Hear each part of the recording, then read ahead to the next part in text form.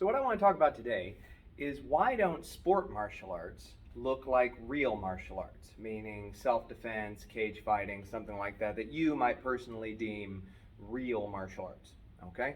First of all, sport martial arts, be it jiu-jitsu, be it karate, whatnot, were brought around so that people could enjoy a family activity, like taking your kid to, baseball and nobody makes any points, but everybody had a good time, or something like that. Something that people could keep coming back to. And that's great. It's wonderful.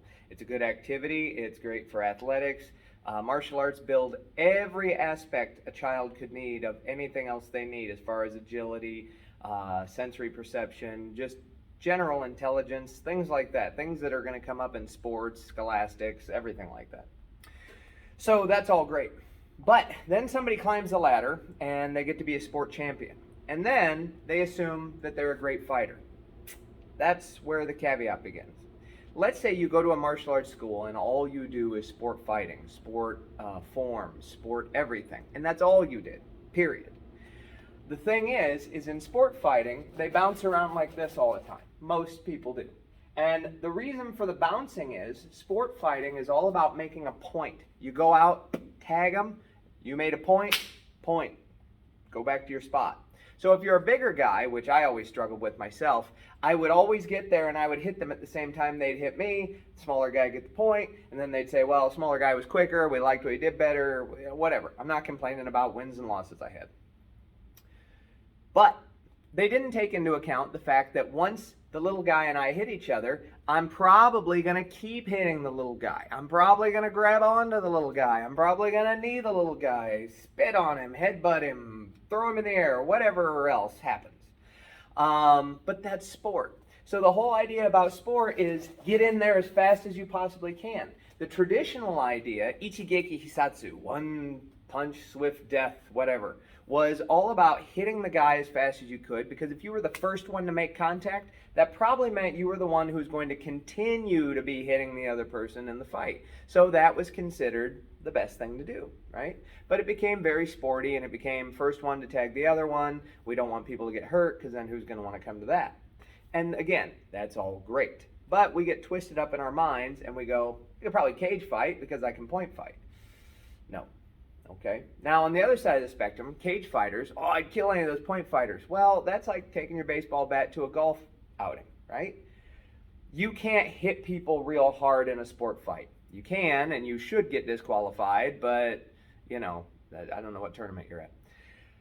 But aside from that, your form is probably not going to fit the way they want the form to look. You're not going to be looking in the right place. There's a lot of specifics to sport fighting that teach you how to be a better fighter. Focus on what you're doing. Make a good fist. Look where you're going. Good stance, not being like this. So there's a lot of great things that people that go from sport fighting to cage fighting to self-defense can do.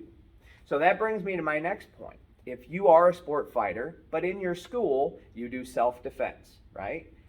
Then you're going to have both of them put together. However, if you do your self-defense like this, okay, you punch me, I would do this, and I'd poke you in the eye, and I'd pull your ears off, and you do that kind of a thing, that's never going to teach you anything. Yes, you have to start slow. You always have to start slow on a technique, because you don't want to hurt anybody, and if you're doing something that's actually physically going to injure them, then yeah, you don't want to do it fast.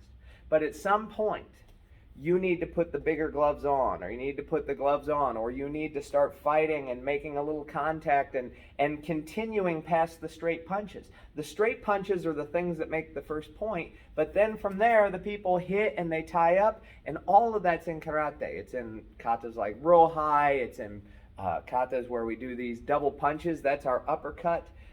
It's all in there. So from a karate and kung fu standpoint, you need both. Now kung fu guys, they do sanda. So they do boxing, stand-up kickboxing. It is about the roughest thing you can get right up next to mixed martial arts. What they don't do, and there's a great video that explains that they should have done it and they didn't, is they don't do groundwork. The Chinese do groundwork, but they don't do it as part of sanda. But sanda is definitely much tougher than sport karate.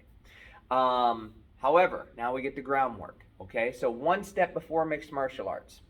If you're doing jiu-jitsu, wrestling, sambo, things like that, if you're doing it for sport, You need to make a point. Sometimes you're going to give up your punch control to do like a hip thrust escape to get out because you got a couple seconds on the clock and you got to get that point.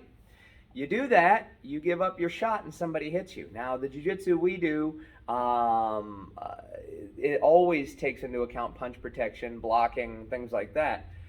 But if you want to win the tournament, you're going to have to give up some things that wouldn't work in reality so well, okay? But again, that's for fun. You did it for fun, okay? Some people would argue that the gi is just for fun. I don't believe that. I think the gi has a lot of uses, but that's the traditionalist in me, and I'm not going to make a video on that right now.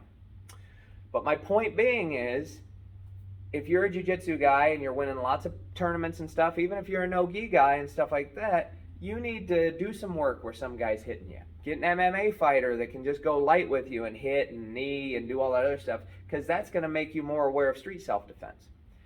Last of the last, street self-defense. This is something that you just hardly cannot even really practice. Because if you're a knife fighter or a gun or anything like that, that's the first thing, and if I had comments on here, if I allowed them, everybody would say, I'd shoot him, I'd shoot you, I'd shoot this guy, I'd shoot that. That's what people would do. But, yeah, you got a gun, great, okay. But if you do self-defense and you're saying, okay, how is this going to work in the street? You're going to have to start working this stuff with the toy knives and the toy everything and see how you can get out of stuff and into stuff, and there's no guarantee. Somebody might stab you when you're not looking. A boulder might fall on your head. A piano might fall off a building. Everybody that sees self-defense things always goes, it's junk. That wouldn't work. I would do this and I would do it. There's common sense things that are way before the punch is ever thrown. Stay away from the fight. Stay out of fights. Avoid people. Know how to talk to people. And then when nothing else works, there's the actual fight. Then it comes down to what would you do if this, that, and the other happened. Okay? And then it's chaos. There's only so much you can prepare for. But the prepared person is going to do better than the guy that's never done anything.